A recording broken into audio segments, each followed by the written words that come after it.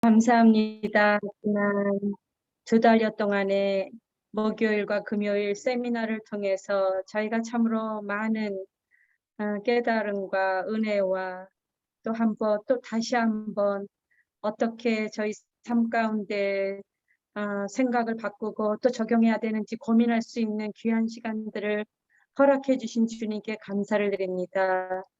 이 일을 위해서 순종하시고 시간과 늦은 시간까지도 피곤하실 텐데 강의하신 교수님 가운데 늘 주님께서 동행하여 주시고 건강을 지켜주시고 특별히 인도에서의 시간들을 통해서 하나님께서 보여주시고자 하시는 모든 것들을 보고 또 만나는 모든 선교사님들에게 강의하실 때에도 성령께서 늘 붙들어 주셔서 저희에게 베풀어 주신 은혜보다 더 많은 은혜를 인도 땅 가운데 흘려내보내는 데에 축복의 통로로 삼아 주시옵소서. 저희도 오늘 13번째 마지막 강의로 이 세미나를 듣고자 합니다.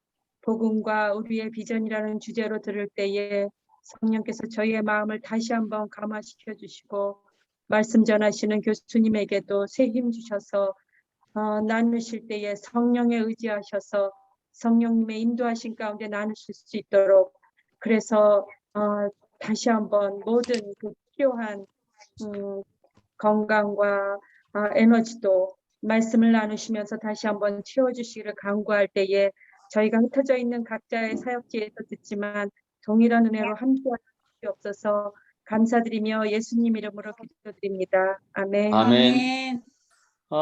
지난주에 복음과 비전이라는 주제로 우리가 함께 말씀을 나눴는데요. 비전은 두 가지 측면이 있죠. 하나는 개인적인 비전이 있을 수 있습니다.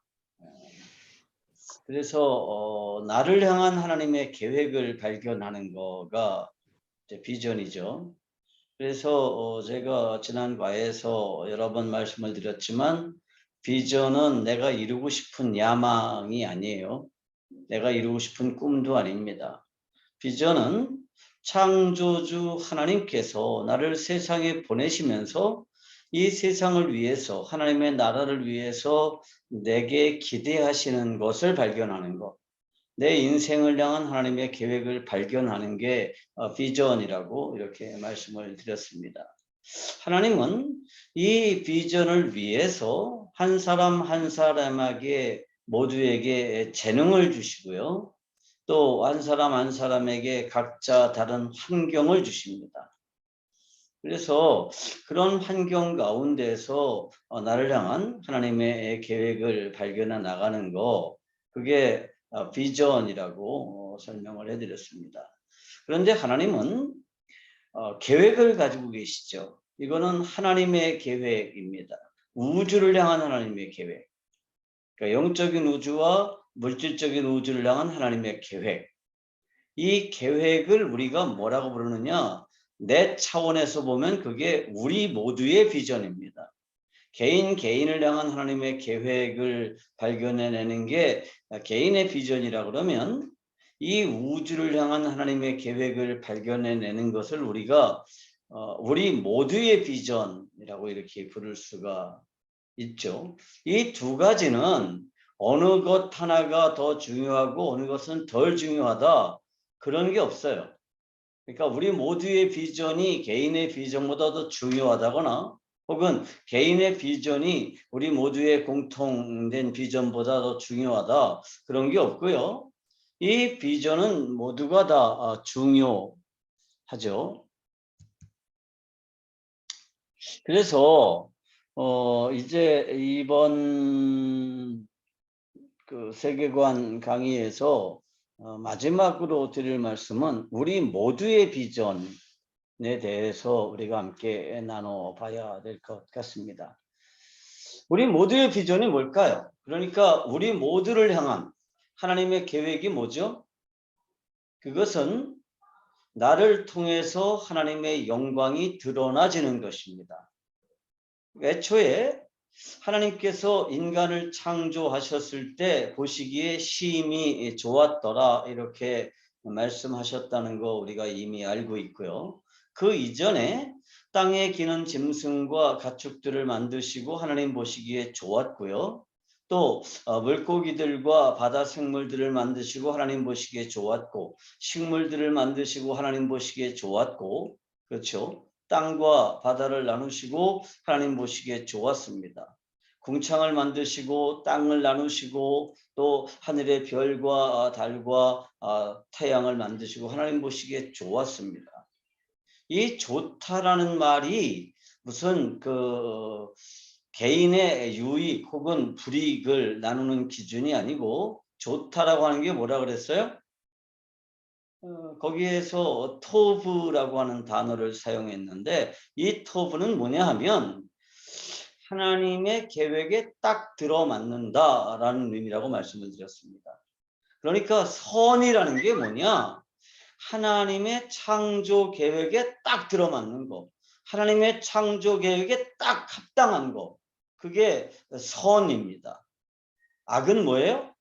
그 하나님의 창조 계획에서 벗어난 게 악이에요. 근데 우리는 이 하나님 보시기에 좋았다라고 하는 것을 하나님의 감정이라고 이해를 해요.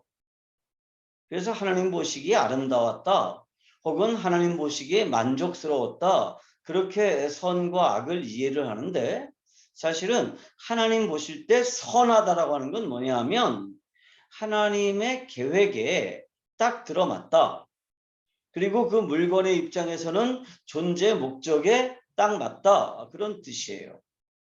자, 모세가 태어났습니다. 근데 모세가 어떻게 됐어요? 하나님 보시기에 아름다운 아이였습니다. 그러니까 부모님이 그걸 알았죠. 그러니까 모세가 아름다웠다는 게 무슨 뜻이에요? 잘생겼다는 뜻이에요. 요즘 제 손자가 이제 4개월 지나고 이제 5개월째 접어드는데, 제가 집을 떠나온 지 이제 오늘로써 8일 돼요. 근데 그 손자가 얼마나 더 이뻐졌을까? 그렇게 잘생겼을 수가 없어요. 그렇게. 너무너무 이뻐요. 웃기만 하면 내가 마음이 막 녹아요. 그런 의미에서 모세가 잘생겼다는 뜻일까요? 그러니까 하나님 보시기에 잘생겼다라는 말이 히브리어에서는 하나님 보시기에 선했다라고 표현하고 있습니다. 토브 하셨어요. 무슨 뜻이에요? 하나님께서 하나님의 백성들을 이제 부르셔서 가나안 땅에 하나님의 나라를 세우시는데, 거기에 쓰기에 딱 합당하다라는 뜻이에요. 그러니까 선과 악을 나누는 기준은 그거예요.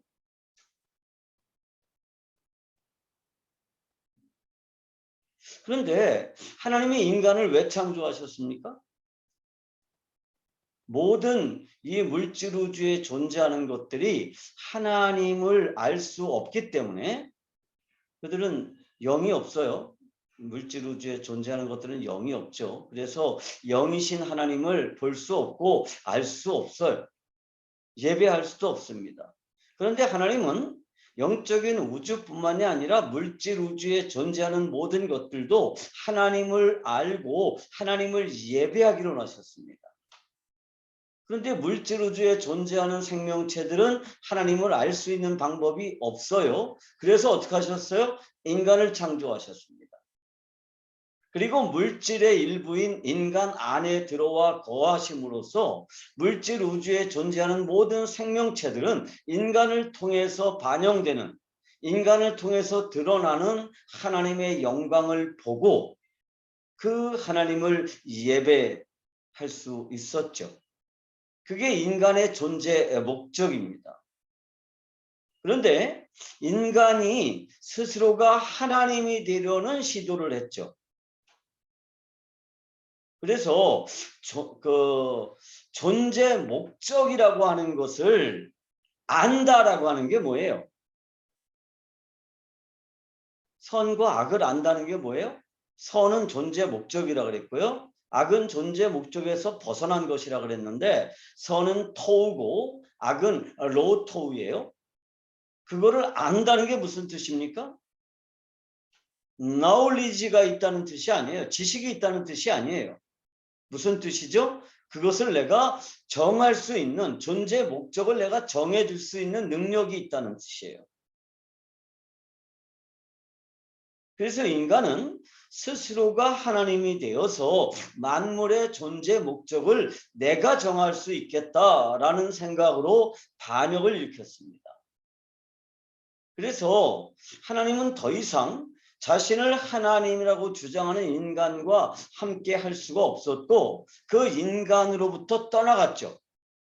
그래서 더 이상 인간은 하나님의 영광을 반영하지 못하게 됐습니다. 그리고 인간은 뭐를 반영해요? 자신의 영광만을 반영하는 삶을 살아요. 원래 하나님의 영광을 반영하기 위해서 창조된 인간이 하나님의 영광을 잃어버리고 자신의 영광을 드러내기 위해서 살아요. 또 인간은 하나님을 예배하는 것을 위해서 창조됐습니다. 그게 인간의 존재 목적이에요. 그런데 인간이 스스로가 하나님이라고 주장한 이후에 인간은 하나님을 예배하는 것이 아니라 자신의 욕심을 예배하는 존재가 됐죠. 그래서 모든 사람은 하나님을 예배하는 것이 아니라 뭘 예배하느냐? 자신의 욕심을 예배합니다. 어제 제가 거기가 어디라고 그랬죠? 황금사원이 있는 데가? 아무리썰이요. 아무리썰. 아무리썰. 거기 황금사원에 가서 정말 많이 생각했습니다. 이 사람들의 행동을 살펴보고 그 구조를 살펴보고 그다음에 황금사원 경내에 사원 안에 한 1시간 반 줄 서서 들어가 봤어요. 이 사람들은 도대체 뭘 믿나, 뭘 따르나. 그래서 제가 이제 시크교를 이렇게 압축했습니다. 신을 향한 끝없는 경배가 아니라 진리를 향한 무한한 숭배. 이게 이제 시크교도의 핵심 교리로구나. 이 사실을 발견했어요. 그래서 시크교는 신을 숭배하지 않더라고요. 뭘 숭배하느냐? 진리를 숭배하는데 진리는 그들의 11그루들에 의해서 설파되었고 그 그루들의 가르침을 끊임없이 공부하는 방법을 통해서 진리에 접근하려 주는구나 라는 사실을 발견했어요. 그래서 이게 현대 철학자들이나 현대인들에게 시크교도가 굉장히 매력적일 수밖에 없더라고요.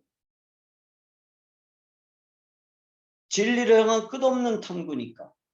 진리를 향한 끝없는 복종, 무한한 신뢰, 그런 게 거기 있는 거죠. 그래서 왜 시크교도가 지금 유럽인들에게, 미국인들에게 그렇게 새로운 대안으로 각광받고 있을까? 거기서 제가 그걸 발견했는데 시크교도 마찬가지입니다.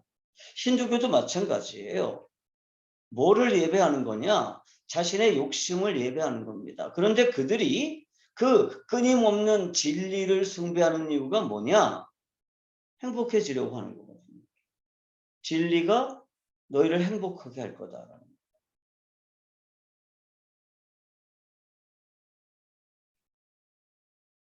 그게 인간의 타락이죠. 그런데 신실하신 하나님은 그런 인간을 포기하지 않으시고 다시 이 물질 우주에 하나님의 나라를 건설하고 새로운 인간을 창조할 것을 계획하셨습니다. 그래서 예수 그리스도의 복음 사건을 일으키시고 예수 그리스도의 죽으심과 부활하시는 과정을 통해서 새로운 생명을 창조하시고 그 새로운 생명을 예수 그리스도를 따르고 예수 그리스도 안에 있는 사람들에게 새롭게 심어주시고 그 새로운 생명이 자라나는 것을 통해서 하나님의 영광이 드러나도록 계획하셨습니다. 그리고 이제 그리스도인이 된 사람들에게 새로운 존재 목적을 부여하시죠. 그게 뭐예요? 나를 통해서 하나님의 영광이 드러나지는 것입니다. 그게 우리 모두의 비전이고 그게 우리 모두의 존재 목적입니다. 그러니까 우리 모두의 비전이라는 건 뭐냐? 내 존재 목적을 발견하는 것입니다. 내가 왜 존재하느냐? 그리스도인은 행복해지기 위해서 존재하는 게 아니에요. 우리가 정말 착각하는 게 뭐냐 하면 내가 예수님을 잘 믿으면 이 땅에서 행복해질 거다. 성경은 우리에게 그렇게 가르치지 않습니다. 예수님은 내가 이 세상에 불을 던지러 왔다. 어머니와 딸이 서로 미워하고 아버지와 자식이 서로 미워하고 그렇게 만들 거다. 우리가요. 신앙생활을 잘하면 그 신앙 덕분에 그 하나님 덕분에 이 세상에서 아무런 문제도 없고 행복하게 살 거다. 그리고 죽으면 천국 갈 거다. 그런 성경의 가르침과 전혀 상관이 없습니다. 오히려 우리는 이 세상에서 뭐를 해야 되느냐? 우리 안에 있는 이 새로운 생명이 자라남으로써 그게 내 대표인격이 되고 그게 밖으로 드러남으로써 그 예수 그리스도의 그 새로운 생명이 다른 사람들이 알도록 하는 거. 그게 우리 비전이에요. 내가 생각하는 거나 말하는 거나 사람을 대하는 거나 돈을 대하는 거나 만물을 대하는 데서 저게 바로 하나님이시구나. 하나님의 생각이구나. 하나님의 뜻이구나. 그게 이제 보여지는 거죠. 그게 우리의 비전입니다. 그래서 그리스도인으로 산다는 것은 내 개인적인 차원에만 머무르는 게 아니에요. 우리 모두의 비전에 대해서 관심을 기울여야 되고 이렇게 우리 모두의 비전을 위해서 사는 삶을 성경은 뭐라고 그러느냐? 하나님의 나라와 하나님의 의를 구하는 삶입니다. 우리가 하나님의 나라와 하나님의 의를 구하면 어떻게 하신다고요? 이 모든 것들은 너희에게 더해 주시겠다는 거예요. 그래서 우리는 하나님의 영광을 드러낼 뿐만이 아니라 하나님의 나라를 세워나가는 일에 일원이 되어야 되는 거죠. 복음을 전하고 하나님 나라 백성으로서 살아가는 방식을 통해서 하나님의 나라를 세워가는 거예요. 그런데 우리가 하나님의 나라를 세워가려면 어떻게 해야 돼요? 우리 세계관이 바뀌어 있어야 됩니다. 제가 첫 번째 과에서 설명을 했지만 아간이라는 사람이요. 하나님의 나라 건설에 참여한다고 했어요. 그래서 가나안 첫 번째 전쟁인 여리고 전투에 참여했습니다. 하나님의 나라를 세우기 위한 전투예요. 그런데 그 전투에서 뭐를 했어요? 하나님 나라를 세우는 일에는 관심이 없고 뭐에 관심이 있었어요? 자신의 욕심을 채우는 일에 관심이 있었습니다. 물론 명분은 있었죠. 하나님의 나라를 위해서 여리고를 정복한다. 명분이에요. 그런데 명분은 그렇지만 실질은 뭐예요? 그래도 나한테 뭔가 유익이 있어야 되는 거 아니야? 이런 생각을 가지고 그 가나안 전투에서 금과 옷을 슬쩍 했죠. 자신의 유익을 위해서. 그 결과 어떻게 됐어요? 하나님의 나라를 세우는 일이 지체되고 백성들 그 공동체가 고통을 받고 자신과 자신의 가문은 멸망했어요. 그러니까 우리가 하나님의 나라를 세워 나가려면 먼저 뭐를 해야 돼요? 세계관이 바르게 세워져야 됩니다. 이 성경적인 세계관이 바르게 세워지지 않고서는 결코 우리는 하나님의 나라를 세워나갈 수가 없어요. 아무리 우리가 선교 사역을 크게 한다고 해도 그게 그냥 세속적인 의미에서 종교세의 확장이 될 수 있을지언정 그게 하나님의 나라와는 관련이 없을 수도 있다는 거예요. 그래서 하나님은 가나안 땅으로 이스라엘 백성들을 데리고 가시기 전에 애굽에서 10가지 재앙을 통해서 이스라엘 백성들의 세계관을 바꾸시기 위해서 치열한 투쟁을 하시고 40년 동안 하나님이 직접 이스라엘 백성들을 데리고 다니면서 훈련을 시켰어요. 그러나 그럼에도 불구하고 이스라엘 백성들 중에 이 성경적인 세계관이 바르게 세워지지 않은 사람들이 상당수 있었다는 거예요. 그리고 그 결과로 지금도 그 가나안 땅에 하나님의 나라가 아직 완전하게 세워지지 못했죠.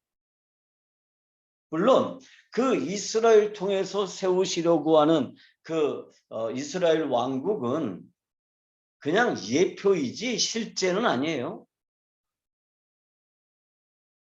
그러니까 데모 버전인 거죠. 하나님 왕국의 진짜는 어디 있어요? 여기 있습니다. 예수 그리스도를 통해서 세워질 그 하나님의 왕국, 하나님의 통치가 인정되는 그 나라, 그 나라에 우리가 참여하는 것, 그게 우리의 비전이고요. 그 하나님의 나라가 완성되어 가는 것, 그것이 우리의 비전입니다. 그래서 제가 그 비전이라고 하는 말에 그 예화로 든 게 요셉의 비전이었죠. 이게 자칫 잘못하면요, 요셉의 비전 그러면 뭐라고 생각해요? 애굽의 총리가 되어서 자기 가족들을 구원한 거. 그게 요셉의 비전이라고 착각할 수 있지만 요셉의 비전은 그게 아니에요. 요셉의 비전은 어디 드러나 있다고 그랬어요? 요셉의 마지막 유언에 들어가 있다고 그랬습니다. 요셉의 마지막 유언이 뭐예요? 언젠가 하나님이 너희를 찾아오실 때가 있는데 하나님이 찾아오시면 지체하지 말고 여기를 떠나라. 떠날 때는 내 유고를 가지고 떠나라는 것입니다. 왜 여기를 떠나야 돼요? 가나안 땅에서 그 애굽에서 핍박이 심해서 애굽에서 박해가 심하니까 하나님이 찾아오면 지체 말고 떠나라 그런 뜻일까요? 아니에요. 하나님이 왜 이스라엘 백성들을 애굽으로 찾아오십니까? 단지 그들이 불쌍해서 찾아오신 게 아니라 뭐 하기 위해서? 이제 가나안 땅에 아브라함과 약속하신 약속대로 그 언약대로 하나님의 나라를 회복하기 위해서 이스라엘 백성들을 찾아올 때가 있는데 하나님이 찾아오시면 지체하지 말고 여기를 떠나라는 거예요. 무엇을 위해서? 하나님의 나라 건설을 위해서. 그리고 떠날 때 뭘 가지고 가라? 내 육을 가지고 가라. 나 죽더라도 뭐 하겠다는 거예요? 하나님의 나라 건설에 참여하겠다는 거예요. 그 유업에 참여하겠다는 겁니다. 이게 요셉의 유언이었습니다. 그러면 우리 모두의 비전이 뭐냐? 첫째, 내 안에 있는 그 그리스도의 새 생명이 자라나서 내 대표인격이 되고 그것을 통해서 하나님의 나라가 완성되는 것, 하나님의 영광이 드러나는 것 뿐만 아니라 내가 살아가는 방식을 통해서 성경적인 세계관이 올바로 세워지고 내가 살아가는 방식, 생각하는 거, 말하는 거, 사람을 대하는 거, 돈을 대하는 거, 모든 만물을 대하는 태도를 통해서 하나님의 영광이 보여지고 내 삶의 방식이 하나님의 통치권을 인정하고 이 땅에 하나님의 나라를 회복하겠다라고 하는 이 자세를 통해서 뭐가 되느냐? 하나님의 나라가 회복되도록 하는 거, 그게 우리의 비전이죠. 그리고 우리가 그렇게 살면, 하나님의 의를 위해서 살면, 다시 말해서 하나님의 영광을 위해서 살면, 그리고 하나님의 나라를 위해서 살면 내가 이 땅에 살면서 필요한 모든 것들은 하나님이 더해 주시겠다라고 하는 것을 우리가 제대로 발견해내는 겁니다. 그게 하나님의 나라가 회복되는 거고 하나님의 영광이 드러나는 거예요. 그게 우리 모두의 비전인 거죠.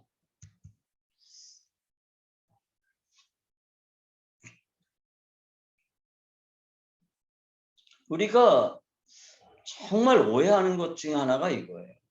자, 내가 하나님의 영광을 드러낸다 라고 할 때 어떻게 하면 하나님의 영광이 드러날까요? 내가 어떤 위대한 업적을 남기면 거기에서 하나님의 영광이 드러날까요? 내가 좋은 학교를 졸업하면 하나님의 영광이 드러날까요? 학위를 가지면 영광이 드러날까요? 사업에 성공하면 영광이 드러납니까? 고시에 패스하면 영광이 드러나나요? 아니에요. 하나님의 영광은요, 내가 무엇을 함으로써 드러나는 게 아니에요. 업적을 통해서 드러나는 게 아니라 뭘 통해서 드러나요? 내 상태를 통해서 드러나는 겁니다. 내가 영적으로 얼마나 성숙되어 있느냐. 우리가 일단 그리스도인이 되었다 그러면 내 안에 뭐가 있는 거예요? 새로운 생명이 있습니다. 그 새로운 생명은 그리스도의 생명이에요. 죄로 오염되지 않은 생명입니다.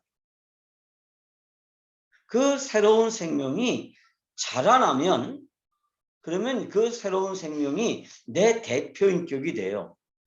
예전에 나를 대표하던 인격은 누구의 인격이에요? 아담의 인격입니다. 죄로 오염된 그 아담이라는 종족의 인격이, 그 인품이 밖으로 드러나고 나를 대표했었는데, 이제 내가 내 안에 새로운 생명을 받아들이고 그 새로운 생명이 자라나기 시작하면 어떻게 되느냐?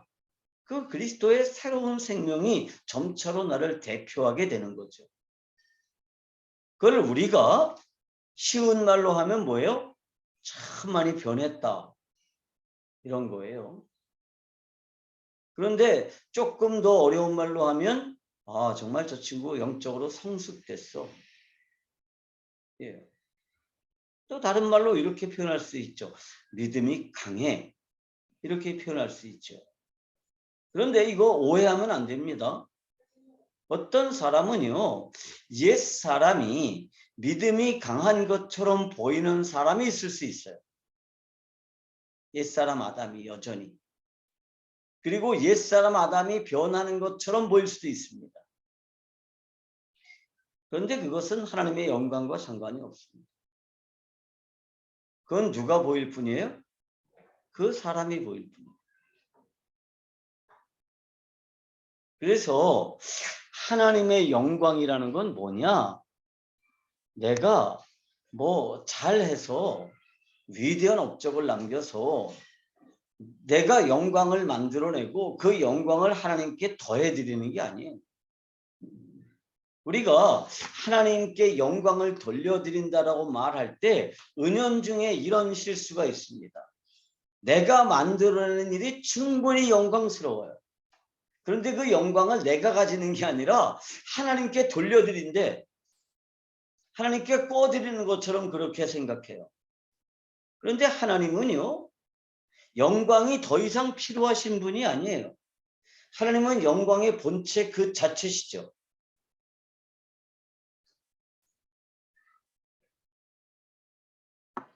그래서 더 이상 내가 만들어낸 영광이 필요하지 않으세요.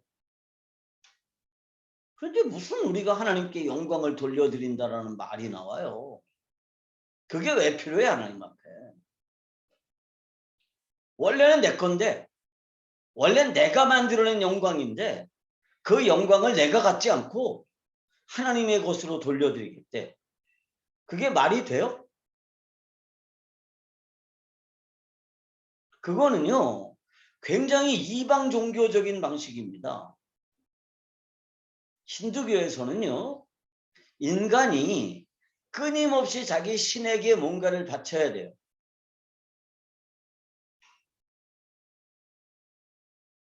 음식을 바쳐야 되고요. 그래요. 그거를 힌두교의 베다에서는 그걸 소마라는 방식으로 표현하는데요. 그 소마를 많이 마시면 신의 힘이 강해져요. 그래서 인디라라고 하는 신이 그 소마를 가장 많이 마셔가지고 엄청난 파괴력을 가졌거든요. 그래서 신들이 더 이상 소마를 못 마시게 막았어요. 그래서 지금은 인디라가 힘이 없어. 근데 우리가 하나님에게 영광을 돌려드린다라고 하는 거는 그런 의미가 있다는 거죠. 정직하게 말하면 내가 만들어낸 이 영광을 하나님께 돌려드린다는 말도 사실은 거짓말일 가능성이 커요. 그죠? 하나님께 영광을 돌려드립니다. 그렇지만 이건 내 영광이야. 그런 마음이 더 크죠.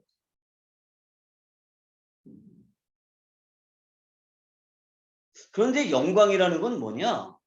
나를 통해서 하나님의 모습이 보여지는 거예요.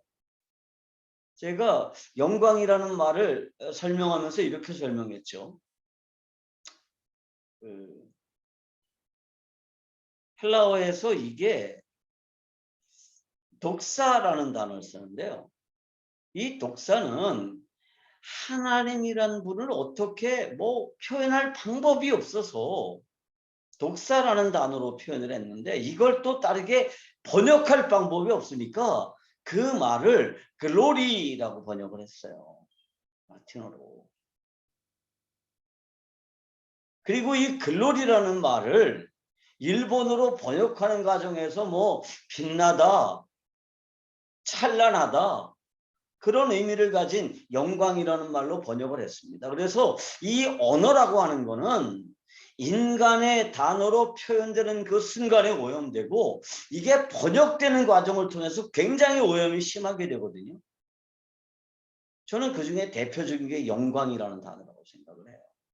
근데 영광은 뭐냐 하면 하나님의 그 본체를 표현하는 거예요. 하나님이 성전에 임재하셨어요. 그래서 하나님의 영광이 성전 안에 가득했습니다. 그럼 그 영광이 뭐냐? 숨쉬기 곤란한? 그런 뜻인가요? 아니에요. 영광이라는 단어는요. 하나님의 본체, 하나님의 그 인품, 그 자체예요. 근데 내가 거기에 뭐를 더해드려요? 아니에요. 내가 그 하나님의 영광에 참여할 수 있습니다. 어떻게 참여하나요? 내 안에 하나님의 영광이 들어와 계세요. 그거를 예수 그리스도께서 부여하신 그 새로운 생명이 자라나는 방식을 통해서 그게 밖으로 드러나지는 거. 그게 이제 하나님의 영광을 드러내는 거죠. 그러려면 어떻게 해야 됩니까? 우리가 끊임없이 강조해야 되는 게 뭐예요? 이 새로운 생명이 자라나는 겁니다. 그래서 우리의 기준이 뭐가 돼야 된다 그랬어요? 내가 무엇을 할 것인가? 무엇을 하지 않을 것인가? 그것을 결정하는 기준이 뭐예요? 이러면 내가 행복할 건가? 돈을 벌 수 있을 건가? 이런 게 기준이 아니라 뭐가 기준이에요? 하나님의 내 안에 있는 그 새로운 생명이 자라날 것인가? 자라나지 않을 것인가? 이게 우리 그리스도인의 기준이에요. 한국의 성도들은 그 남자 성도도 특히 담배 문제가 심각하잖아요. 저는 늘 이렇게 말합니다. 담배를 피울 건가 안 피울 건가? 그걸 결정하는 기준이 뭐예요? 건강에 해로운가? 건강에 해롭지 않은가? 그런 거가 기준이 되면 안 돼요. 그리스도인은. 담배를 피움으로써 내가 영적으로 성숙할 수 있다 그러면 담배 하루에 10가씩 태워야 됩니다. 적극적으로. 영적으로 성숙되기 위해서. 그런데 담배를 피우는 게 내가 영적으로 성숙하는 일에 해롭다 그러면 절대 하면 안 되는 거예요. 마약을 할 건가 말 건가? 마찬가지죠. 영적인 성숙이 기준이 돼야 되는 겁니다. 어느 학교를 갈 건가? 어느 공부를 할 건가? 어떤 직업을 가질 건가? 누구와 결혼할 건가? 내가 누구를 만날 건가 안 만날 건가? 내가 이 놀이를 할 건가 말 건가? 그 모든 것들이 뭐가 기준이 돼야 되느냐 하면 영적인 성숙이 기준이 돼야 되는 거예요. 그러면 내 안에 있는 이 새로운 생명이 자라나게 될 거예요. 기도할 건가 말 건가? 그것도 마찬가지죠. 왜 기도합니까? 영적인 성숙을 위해서 기도하는 거예요. 그리스도인의 기도는요, 이방 종교의 주문과 달라요.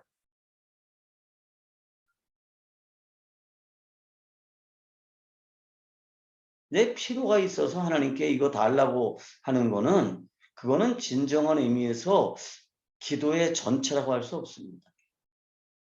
물론 일용할 양식을 위해서 기도하라고 예수님이 가르치셨으니까 기도가 전혀 그런 것과 상관이 없다고 할 수는 없지만, 내 욕심을 위해서 기도하는 건 하나님이 안 들어주세요. 그런데 왜 기도하느냐? 사실은 기도라는 행위를 통해서 하나님으로부터 영적인 에너지가 공급이 되고, 그 하나님으로부터 공급되는 영적인 에너지가 나를 영적으로 성숙시킬 수 있다는 겁니다. 성경을 읽는 것도 마찬가지죠. 어제 그 골든 템플에 가니까 그 황금 사원 안에 그 우리식으로 말하면 지성소쯤 되는 것 같아요. 거기 들어가는데 1시간 반 걸렸습니다. 사람들이 얼마나 많이 모여드는지 한 발짝 걷고 한 5분 쉬고 두 발짝 걷고 5분 쉬고 이렇게. 그래가지고 이제 그 안에까지 들어갔는데, 거기 가니까 그 뭐라고 그런다 그랬죠? 저 시크의 그 지도자를. 그 사람이 그 경전을 보자기로 덮었다가 썩 열고 그 경전을 읽더라고요. 그 경전. 그리고 그 먼지 털이개 같은 걸로 이렇게 해서 그 경전을 날려보내는 건지 어쩐지 뭐 그렇게 하더라고요. 근데 우리가 성경을 읽는 거는 그런 경전을 읽는 것과 전혀 달라요. 여러분들에게 제가 얘기했지만, 저는 사실은 모든 유교 경전들과 불경들과 힌두의 베다들을 다 읽었어요. 근데 그것들은 영적인 성숙에 아무런 도움을 안 줍니다. 그런데 성경은 다르죠. 성경은 내 영적인 성숙을 위해서 하나님으로부터 에너지가 공급이 되는 통로예요. 성경을 읽는다는 것, 성경을 공부한다는 것. 예배도 마찬가지입니다. 우리는 어떻게 하면 영적인 성숙을 도모할 수 있을지가 우리 모든 선택의 기준이 되는 삶을 사는 방식을 통해서 영적으로 성숙되고, 그 영적인 성숙을 통해서 하나님의 영광을 밖으로 드러내는 것, 그게 우리 모두의 비전입니다. 구본식 목사의 비전일 뿐만이 아니라 여기 이 강의를 듣고 있는 모든 사람들, 또 유튜브를 통해서 이 강의를 듣는 모든 사람들의 공통된 비전이어야 한다는 거죠. 근데 문제는 우리가 이 비전에 대해서 별로 그렇게 생각하지 않는다는 거예요.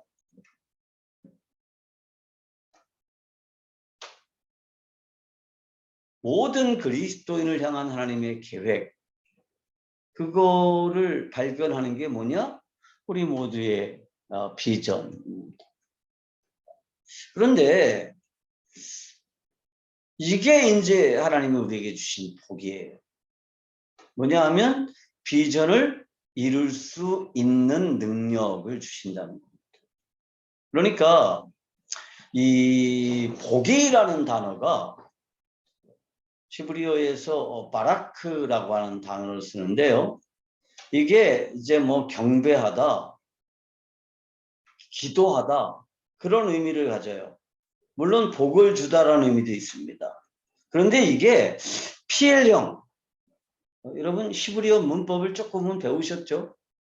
피엘령은 그 능동형입니다.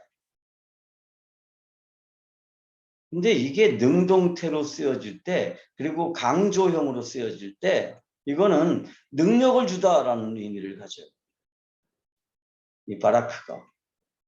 그래서 하나님께서 우리들에게 뭘 주셨느냐? 능력을 주셨습니다. 하나님이 우리들에게 복을 주셨죠. 어떤 복을 주셨어요? 만물을 다스리는 능력을 주셨습니다. 하나님의 계획은 뭐예요? 하나님의 영광이 온 세상에 가득해지는 것이었죠. 그래서 하나님은 아담과 이브 안에 들어와 거하셨습니다. 아담이라고 하는 이 종족 안에 들어와 거하셨죠. 그리고 아담이라는 종족이 생육하고 번성함으로써 하나님의 영을 그 안에 모시고 있는 인간이라는 종족이 온 땅에 가득하도록 하셨고, 그런 방식으로 하나님의 영광을 온 땅에 가득하게 하셨습니다. 그게 하나님의 계획이에요. 하나님의 계획은 하나님의 영광이 온 땅에 가득해지는 것인데, 아담은 한계가 있었죠. 그래서 아담은 뭘 가지고 있었어요? 시간과 공간의 제약을 가지고 있었습니다. 그런데 하나님은 생육하고 번성하라고 말씀하셨어요. 그런데 아담이 하나님을 향한 이 반역 사건을 통해서 그 하나님의 복을 이룰 수 없게 됐습니다. 그럼 하나님은 포기하셨느냐? 아니죠. 하나님의 아들이신 예수 그리스도를 보내셔서 그 예수 그리스도가 죽었다가 살아나는 방식을 통해서 뭘 만드셨어요? 새로운 생명을 창조하시고 그 새로운 생명들을 모아서 뭘 만드세요? 교회를 만드십니다. 이거는 제가 복음과 결혼이라고 하는 과목에서 말씀을 드렸죠. 그래서 아담이 죽었다가 다시 살아났더니 이브가 생겨났던 것처럼 그리스도가 죽었다가 다시 살아났더니 교회가 생겼다. 그래서 교회는 뭐예요? 그리스도의 신부다. 이렇게 말씀을 드렸습니다. 그런데 아담과 이브에게 생육하고 번성하는 복을 주셨던 하나님은 교회에도 똑같은 복을 주십니다. 생육하고 번성하는 복을 주셨어요. 그래서 마태복음 28장 18절에서 20절까지 우리가 그리스도의 지상명령이라고 이렇게 이해를 하죠. 거기 이렇게 돼 있어요. 예수께서 나와 일러 가라사대 하늘과 땅의 모든 권세를 내게 주셨으니 그러므로 너희는 가서 모든 족속으로 제자를 삼아 아버지와 아들과 성령의 이름으로 세례를 주고 내가 너에게 분부한 모든 것을 가르쳐 지키게 하라. 볼지어다 내가 세상 끝날까지 너희와 항상 함께 있으리라. 이렇게 말씀하셨습니다. 자, 아담에게 무슨 약속, 무슨 복을 주셨어요? 생육하고 번성하여 땅에 충만하라는 말씀을 복을 주셨는데 그 하나님이 교회에는 무슨 복을 주셨느냐? 모든 족속들을 제자로 삼는 복을 주셨습니다. 그러려면 어떻게 해야 돼요? 온 땅에 흩어지는 거고 하나님의 백성들을 온 땅에 가득하게 하는 겁니다. 그런데 여기에서 권세를 주었다라고 할 때 이 권세라는 말이 헬라어에서는 엑스시아라는 단어를 썼습니다. 이 엑스시아라는 말이 생육이라는 단어와 같은 의미예요. 그 시브리어에서 생육이라는 말이 베체라라고 하는 단어를 쓰는데요. 이게 헬라어에서는 엑스시아라는 단어를 쓰는 거예요. 똑같습니다. 그래서 교회의 복은 뭐예요? 생육하고 번성하는 겁니다. 그래서 아담과 이브에게 주어진 복이 뭐예요? 끊임없이 후손을 낳고 그 후손을 양육하고 그 후손들이 온 땅에 가득하게 되는 거, 그게 아담과 이브에게 주신 복이라 그러면 그리스도와 그리스도의 교회에게 주신 복은 뭐예요? 끊임없이 새로운 생명을 잉태하고 출산하고 그들을 양육하고 그들을 훈련시켜서 또 다른 세상으로 보내는 거. 그리고 온 땅에 하나님의 영광이 가득하도록 하는 거. 이게 이제 교회의 복이에요. 그리고 그게 우리 모두의 비전. 그래서 그리스도인들의 비전은 무엇을 통해서 이루어지느냐 하면 교회를 통해서 이루어집니다.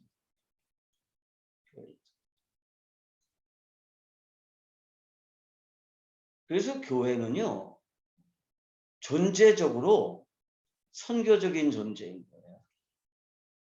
하나님이 원래 교회에 주신 교회의 존재 목적이 선교적이에요.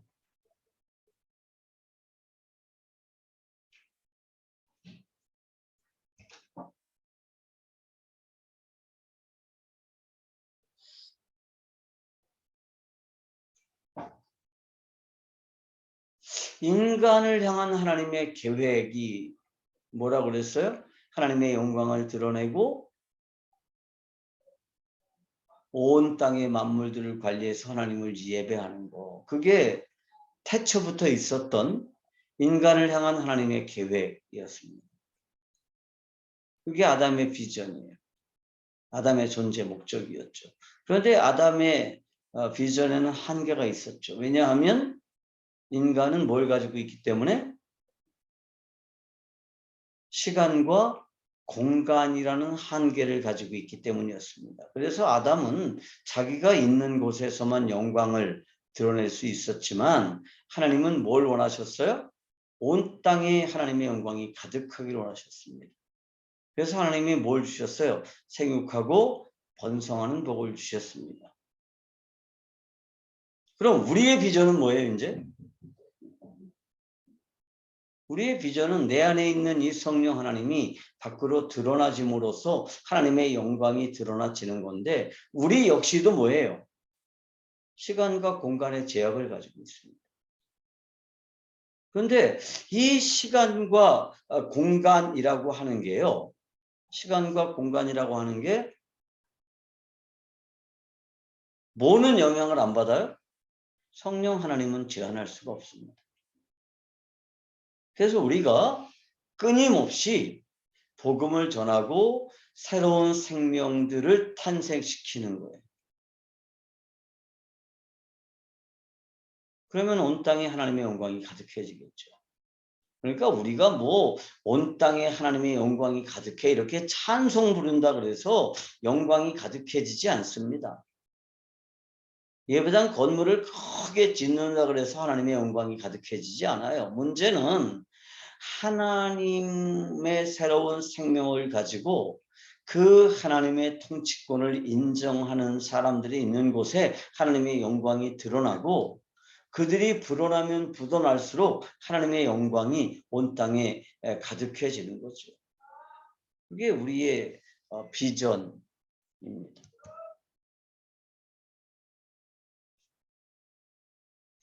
그런데 우리의 마지막 비전이 있죠. 마지막 비전. 그 시간관이라고 하는 데 있어서 대부분의 그 종교 그리고 모든 철학은 대부분의 종교가 아니라 모든 종교 마찬가지예요.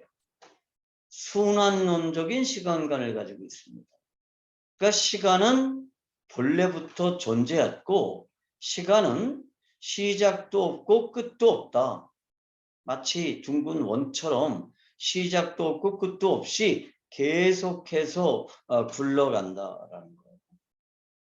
거기에서 뭐가 만들어졌냐면 윤회의 사상이 만들어졌습니다. 그런데 성경의 시간관은 뭐냐면 종말론적인 시간관입니다. 이 종말론적인 시간관을 처음으로 설파한 사람이 성 어거스틴이에요. 이거는 굉장히 획기적인 겁니다. 시간은 창조된 시점이 있다는 거예요. 그리고 창조된 모든 것들은 마침내 뭐가 있다? 끝이 있다. 물론 창조된 모든 것들은 마침내 끝이 있다는 말은 어거스틴이 한 말은 아니에요. 그 비슷한 말을 했습니다. 이걸 우리가 뭐라고 부르느냐? 종말론적인 시간관이라고 그래요. 시간은 언제 시작됐어요? 하나님이 천지를 창조하실 때 시간이 시작됐습니다. 다시 말하면 물질 우주를 창조할 그 시점에 시간이 시작됐을 거예요. 왜냐하면 태초라는 말이 히브리어에서는 시간이 시작되는 그때라고 번역할 수도 있기 때문입니다.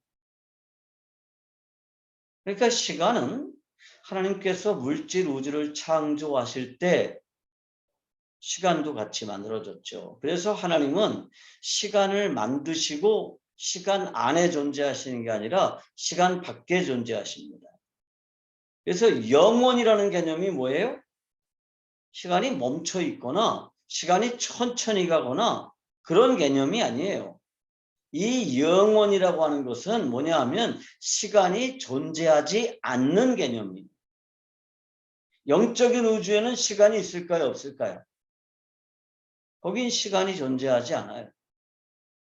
하나님은 영이시기 때문에 시간의 영향을 전혀 받지 않으십니다. 그래서 베드로가 이렇게 말했죠. 하나님에게 있어서 시간은 뭐예요? 하루가 1000년 같고 1000년이 하루 같다 그랬습니다. 그러니까 시간의 길이가 문제가 아니라는 거예요. 또 베드로의 말이 뭐 하나님에게는 시간이 뭐 길었다가 늘었다가 뭐 이런다는 뜻도 아니고요. 하나님은 시간 밖에 존재하시기 때문에 하나님에게 있어서 시간이라고 하는 것은 의미가 없어요. 그런데 이 시간은 마침내 어디로 가요? 종말을 향해서 간다는 거예요. 종말을 향해서. 그 시간의 종말을 우리가 뭐라고 불러요? 언제 시간이 마지막을 이제 장식합니까? 시간이 언제 끝장나죠? 마지막 심판 때 시간이 끝장나죠. 오늘 선교사님하고 이제 결혼식장에 갔다 오면서 선교사님이 핵전쟁 얘기를 하면서 인간이 핵전쟁을 통해서 끝장나면 안 될 텐데 걱정을 많이 하시더라고요. 근데 인간들이 끝장날 때가 있을까요? 없을까요? 모든 인간들이 다 죽을 때가 있어요? 없어요? 있어요.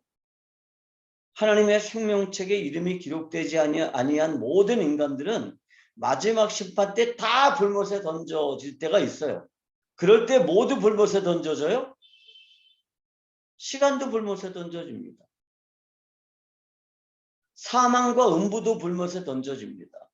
그리고 성경에 따르면 하늘이 종이짝처럼 말려지는 것을 보게 돼요. 영적인 우주도 아마 그때 같이 파괴가 될 거예요. 그걸로 끝장나느냐? 아니죠. 하나님은 새로운 우주, 새 하늘과 새 땅을 창조하시죠. 그리고 이 반란 죄를 용서받은 하나님의 백성들을 그 새 하늘과 새 땅에서 새롭게 살게 하시고 거기에 하나님의 나라를 완성하신다는 겁니다. 그래서 하나님의 나라가 완성된다는 거, 그게 우리의 마지막 비전입니다. 우리가 왜 사느냐? 언젠가 완성될 하나님의 나라를 바라보면서 그 하나님의 나라에 참여하기 위해서 사는 거죠. 지금 이 물질 우주는 고쳐서 쓰질 않아요, 하나님이. 이 물질 우주에 문제가 많지만, 인간들도 문제가 많지만 하나님이 이것들을 다 고쳐서 중고품들을 수리해서 새 걸로 만들어서 쓰시는 게 아니에요. 이것들은 다 파괴해서 없애버릴 겁니다. 그리고 뭘 하세요? 새로운 하늘과 새로운 땅을 만드실 겁니다. 마치 뭐냐 하면 우리가 이 하나님에게 반역한 이 아담의 생명을 하나님이 고치지 않으시잖아요. 어떻게 하세요? 이거는 죽여요. 그래서 바울이 갈라디아서 2장 20절에 뭐라고 고백해요? 내가 그리스도와 함께 십자가에 못 박혔다 이렇게 고백하잖아요. 그러면 예수 믿는 사람들만 십자가에 못 박힌 겁니까? 아니에요. 마지막 아담이신 그리스도가 죽는 그 순간에 모든 이 아담에 속한 종족들은 다 죽었습니다. 십자가에 못 박혀 죽었죠. 하나님의 입장에서는. 그리고 하나님은 어떻게 하세요? 그리스도를 다시 살리심으로써 새로운 인간이라는 그리스도족이라는 새로운 인간을 창조하시고 그리스도 안에 있는 사람들에게 그 새로운 생명을 부여해 주신다. 이게 성경 전체의 가르침이에요. 그런데 우리가 성경을 통째로 이해하지 못하다 보니까 성경을 부분적으로 이해해가지고 마치 내 옛 생명을 고치는 것처럼 오해하는 분들이 있어요. 아니에요. 하나님은 수리공이 아니시라 창조공이시죠. 하나님은 수리공이 아니시고 창조주이세요. 언젠가 이 우주가 끝장날 때가 분명히 있을 겁니다.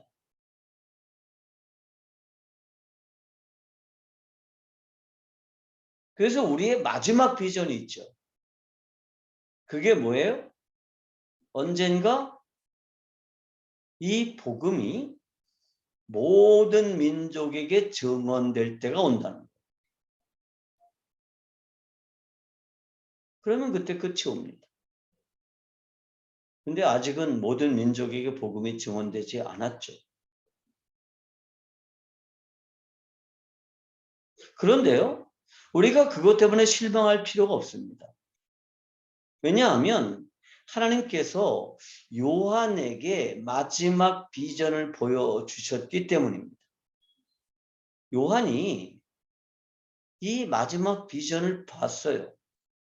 그래서 요한계시록 7장 9절을 보면 이렇게 되어 있습니다. 이 일 후에 내가 보니 각 나라와 족속과 백성과 방언에서 아무도 능히 셀 수 없는 큰 무리가 나와 그 다음에 안 보이네요. 다시 잠깐만요. 흰옷을 입고 손에 종려 가지를 들고 보좌 앞과 어린 양 앞에 서서 이렇게 말씀하고 있습니다. 요한이 뭘 봐요? 반모섬에서. 뭘 봤느냐 하면 모든 각 나라, 족속, 백성, 언어들이 흰옷을 입고 그러니까 능히 셀 수도 없는 인간이에요. 지금 현재 인구가 몇 억이에요? 48억인가 그렇다며요. 그래도 그거 셀 수 있어요. 그런데 셀 수도 없는 큰 무리가 흰옷을 입고 손에 종려가지를 들고 하나님을 예배하는 장면을 요한이 봐요. 그런데 여기서 요한이 내가 보니라고 하는 게 미래 동사가 아니에요. 미래 분사도 아니에요. 뭐로 쓰여졌느냐? 직설법 과거 동사로 쓰여져 있습니다. 그러니까 요한이 이런 장면을 과거에 봤어요. 이건 뭐냐 하면 이미 완성된 것을 보았다는 뜻입니다. 그러니까 이런 큰 일이 미래에 있을 것인데 그 저 멀리 있는 미래를 본 것이 아니라 과거에 이미 완성된 것을 요한이 봤어요. 어떻게 그런 일이 가능할까요? 하나님이 요한을 시간 밖으로 불러내셨습니다. 그리고 요한은 시간 밖으로 나갔어요. 그리고 시간 밖에서 뭘 봤느냐? 시간 안에서 이루어지는 역사를 봤습니다. 자, 시간 밖에서 시간 안을 들여다보면 어떻게 될까요? 자, 우리는 시간 안에 존재하기 때문에요. 까마득한 과거는 볼 수 없어요. 기억할 뿐이죠. 그리고 과거는 길어지면 길어질수록 희미하게 기억될 뿐이에요. 미래는요, 볼 수가 없어요. 그런데 시간 밖에서 보면 어떻게 될까요? 과거도 현재도 미래도 다 뭐예요? 현재형으로 보이는 겁니다. 그래서 요한이 시간 밖에서 시간 안을 들여다봤어요. 그랬더니 이미 뭐가 이루어졌느냐 하면 모든 나라와 족속과 백성과 언어들이 하나님을 예배하는 장면을 봤습니다. 그러니까 이건 앞으로 이루어질 것이 아니라 이미 이루어진 거예요. 시간 안에서. 그런데 우리가 시간에 묶여 있기 때문에, 시간의 제한 때문에 우리는 현재에 살고 미래는 볼 수 없고 과거도 볼 수 없습니다. 그런데 요한은 이걸 봤어요. 이걸 우리가 뭐라고 부르느냐? 비전이라고 부릅니다. 그래서 고영원이라고 하는 복음성가 가수가 비전이라는 복음성가를 노래했죠. 그게 이 장면이잖아요. 근데 이 비전은 앞으로 일어날 일에 대한 소망이 아니에요. 이미 이루어진 일을 요한이 본 거예요. 저는 이거를 깨닫는 순간에요. 사실은 모든 근심과 걱정들이 다 사라졌어요. 역사는 완성됐잖아요. 역사는 완성됐는데 그 시간의 두루마리가 우리 앞에 펼쳐지지 않고 있을 뿐이에요. 그러면서 제가 뭐를 발견했냐면 하나님의 경륜이라고 하는 의미를 발견했습니다. 하나님의 경륜은 뭐예요? 이렇게 설명할 수 있습니다. 역사의 두루마리가 완성이 됐어요. 그런데 이게 천천히 펴지는 거예요. 우리가 볼 수 있는 건 어디까지예요? 현재까지입니다. 그런데 앞으로 미래도 어떻게 된 거예요? 이미 완성되어 있는 거예요. 그게 하나님의 경륜입니다. 틀림없이 그렇게 되는 거죠. 틀림없이. 두루마리가 펼쳐지듯이. 그래서 우리의 마지막 비전이 뭐냐 하면 이거죠. 각 나라와 족속과 백성과 방언에서 누구도 능히 쓸 수 없는 큰 무리가 손에 종려나무 가지를 들고 하나님과 그리스도를 예배하는 것. 그게 우리의 마지막 비전이에요. 그래서 우리가요, 실망할 필요도 없어요. 두려워할 필요도 없습니다.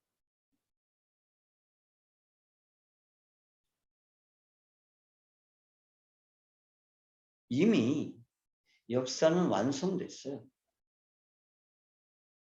우리가 볼 때 완성이 안 된 거죠. 하나님의 경륜 안에서 역사는 이미 완성이 되어졌습니다. 그래서 하나님의 역사가 완성이 됐는데 그럼에도 불구하고 우리가 해야 될 일이 있죠. 그게 뭐예요? 그게 이제 고린도전서 1장 21절에 기록되어 있습니다. 뭐라고 되어 있어요?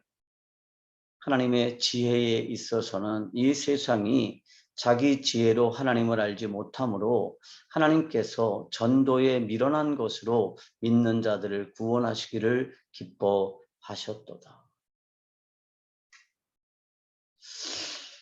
하나님의 경륜은 이미 완성이 됐지만 여전히 우리가 해야 되는 일이 있어요. 왜냐하면 하나님께서는 뭘 통해서 하나님의 역사를 완성하실 작정이세요? 이 전도라고 하는 미련한 방식으로 그 일을 하기를 원하신다는 거예요. 저는 어렸을 때 천사들을 동원하면 편할 것 같았어요. 어? 천사들을 동원해 가지고 말이야 사람들 마음속에 들어가서 막 마음을 바꾸는 거예요. 어? 그러면 사람들이 다 예수 믿을 거 아니야. 아, 하나님 왜 그렇게 안 하시지? 하나님 생각을 못 하시나? 그랬는데 하나님은 그런 방식을 쓰지 않으신다는 거예요.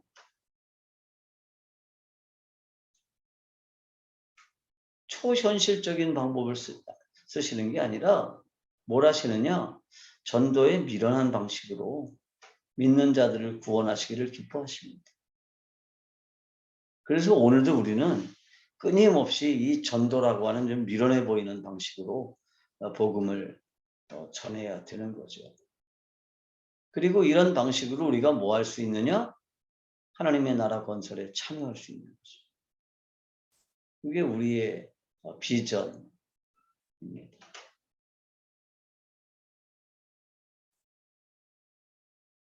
이제 강의를 마칠 텐데 첫과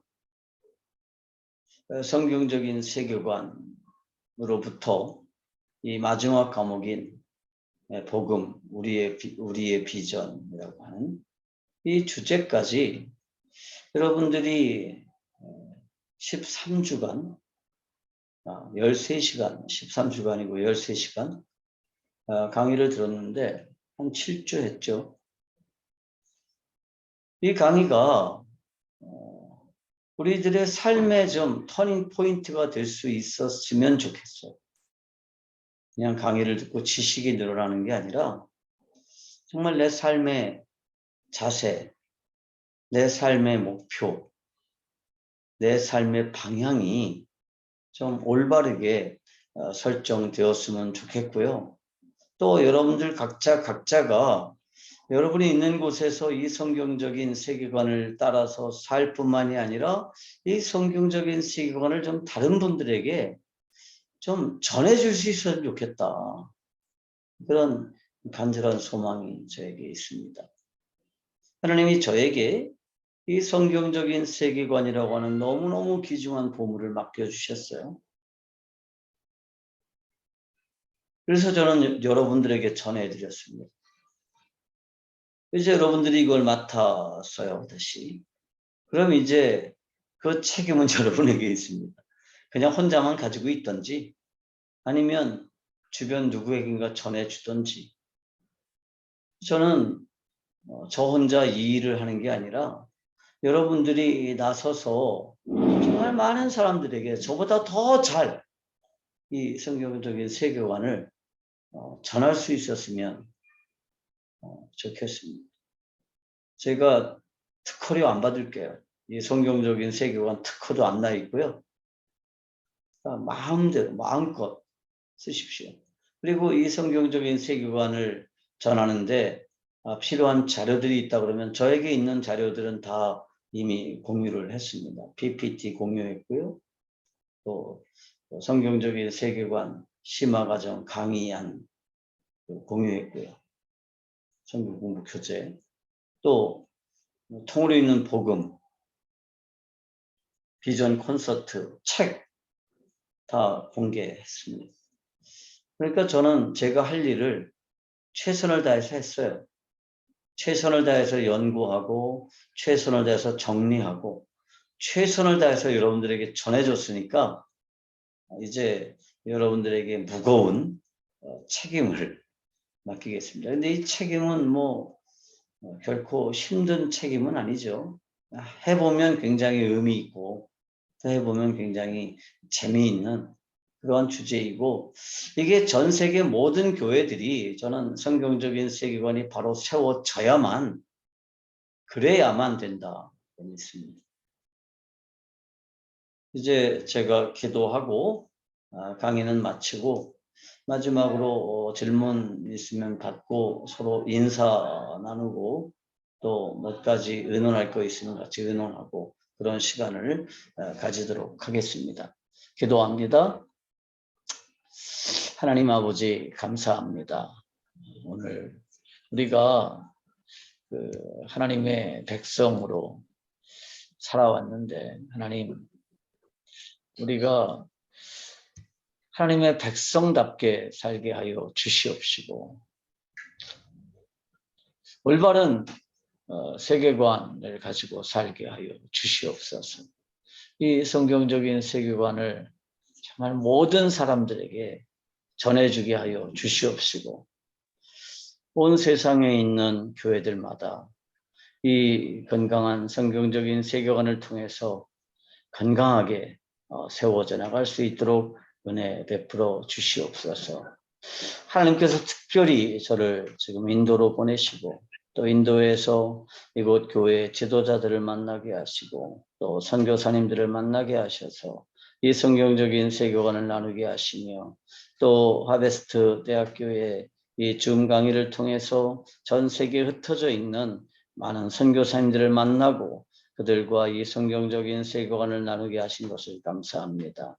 하나님 아버지, 이 나눔이 하나님 나라의 귀한 걸음이 되게 하여 주시옵시고 이 나눔을 통해서 하나님의 나라가 건강하게 세워질 수 있기를 간절히 원합니다. 하나님, 이 강의에 참석한 주의 종들에게 지혜를 주시며 건강을 주시옵시고 무엇보다도 그들 안에 불타는 열정을 회복시켜 주시옵소서. 감사합니다. 우리 주님 예수 그리스도의 이름으로 기도하옵나이다. 아멘. 아이고, 감사합니다. 이제 오늘로서 강의는 모두 마쳤습니다. 강의는 마쳤고요. 질문 있으면 질문 먼저 받겠습니다. 장순희 선교사님 들어오셨네요. 네. 프린트 하느라고 한 2, 예. 3분 정도 늦게. 예, 감사합니다. 델리에서 뵐게요. 델리에 거기 오시나요? 선교사 네. 세미나요? 네, 저희 지역에 초대하고 싶었는데 시간이 서로 예. 좀 맞지 않아서 예. 아쉬워요. 예. 금요일 날 제가 델리로 갑니다. 정순성 선교사님 들어와 계시나요? 예, 오늘 들어왔습니다. 예. 지금 필리핀이세요? 양성이 2차에도 다시 나와가지고 1차 격리 마치고 또 다시 양성 반응 나와서 2차 예. 격리하고 지금 못 가고 있습니다. 아이고야. 그러시군요.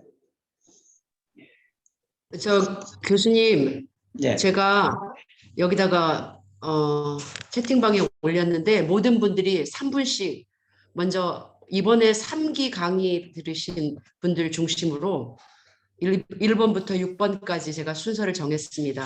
그동안 강의를 통해서 내가 배운 것, 앞으로 적용점 이렇게 짤막하게 1번 허준 선생님, 2번 이미숙 선생님, 3번 차현미 선생님, 4번 김옥순 선생님, 5번 진희영 선생님 맞죠? 6번 장순희 선생님. 채팅 다 보고 계시니까 이렇게 하시면 어떨까 제안합니다. 저기 기록하는 것 지금 다 해야 돼요? 아니면 꺼도 되나요? 기록은 기록하는 거 녹음하는 어떻게? 거. 예. 네네.